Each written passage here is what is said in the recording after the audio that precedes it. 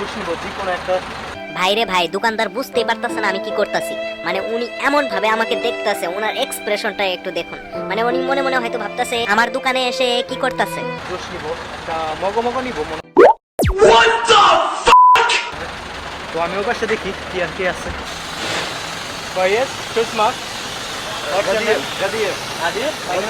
আমি ভিতরে যাব, ভিতরে যে হাই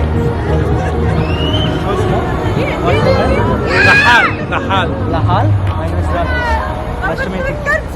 তো একজন আর কি ইয়া করতেছে আর কি। ওই দেখেন একটা ভয়ঙ্কর জিনিস দেখে আপনাদের, আমার হাতের উপরে দুইজন তো আছে, অনেক ভয়ঙ্কর আর কি। এই জায়গায় দেখতে পাচ্ছেন কতটা উঁচু, অনেক